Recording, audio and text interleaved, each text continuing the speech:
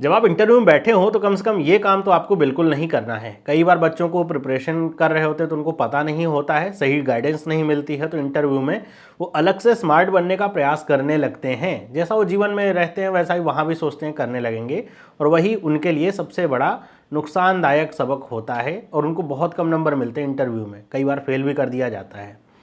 क्या है वो काम? तो वो काम है डॉजिंग का। आपने मैट्रिक्स मूवी देखी होगी, उसमें ऐसे गोलियां चलती हैं और हीरो ऐसा आड़ा टेढ़ा होकर के गोलियों से बचने का प्रयास करता है। ऐसे ही इंटरव्यू में कुछ बच्चे क्वेश्चन से बचने का प्रयास करते हैं, वो क्वेश्चन से बचने का प्रयास करते रहते हैं। अब वो भूल जाते हैं बेटा इंटरव्यू आपके पर्सनालिटी का ही इंटरव्यू हो रहा है। अगर आप आंसर दोगे नहीं, क्वेश्चन से बचने के प्रयास में लगे रहोगे, तो इंटरव्यूअर को आपके बारे में पता क्या चलेगा कि आप किस पर्सनालिटी को हो, आपके अंदर क्या गुण हैं, आपके अंदर क्या स्ट्रांग पॉइंट्स हैं। आप जब तक बताओगे नहीं उन्हें, कैसे पता चलेगा? तो ऐसे में आप सोच रहे हो कि इंटरव्यू किसी तरीके से एक तरह की जंग है जिससे आपको बच के निकलना है, तो ये जो एटीट्यूड होगा ये आपको इंटरव्यू में ले डूबेगा, और जिसकी वजह से आपका सिलेक्शन होते हुए भी नहीं हो पाएगा।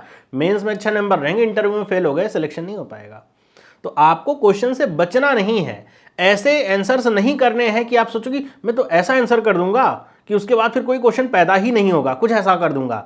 आपसे पूछा जाए आपकी जो मतलब आपकी हॉबी क्या है, तो मैं कह दूंगा मेरी कोई हॉबी ही नहीं है।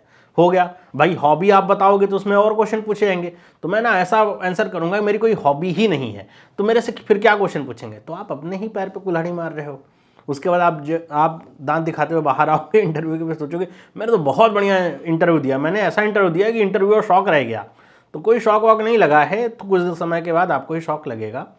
तो आपको इंटरव्यू में क्वेश्चन को डॉज नहीं करना है, क्वेश्चन से बचना नहीं है, बल्कि उनके अच्छे अच्छे आंसर्स देने हैं। ऐसे आंसर्स जो आपको इंटरव्यू में अच्छे नंबर दिलाएं।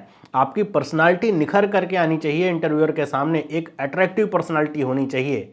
तो डॉज करने से अच्छा है कि आपको जब पता है कि आपसे हॉबी से रिलेटेड क्वेश्चंस पूछे जाएंगे, तो आप अपनी हॉबी से रिलेटेड क्वेश्चंस को तैयार करके जाइए। इंटरव्यू इज नॉट अबाउट कि आपको 100% क्वेश्चन के आंसर देने ही देने हैं, नहीं। आपसे 10 क्वेश्चन पूछेगा, आप 7 का ही आंसर दे रहे हैं, 3 का नहीं भी दिया आपने, लेकिन जो 7 का दिया वो काफ़ी अच्छा दिया, तो भी आपको अच्छे नंबर मिलेंगे। इसका मतलब ये बिल्कुल नहीं है कि आप ऐसे तैयारी करके जाएं जिससे आपका इंटरव्यूअर ही माथा पकड़ ले, है ना। तो मेरे ख्याल से ये आपके लिए बहुत इंपॉर्टेंट सबक है। तैयारी अभी से ही अपनी स्टार्ट करिए, क्वेश्चन से बचने का नहीं, बल्कि हर एक क्वेश्चन का बहुत ही अच्छा जवाब देने की तैयारी आप करिए।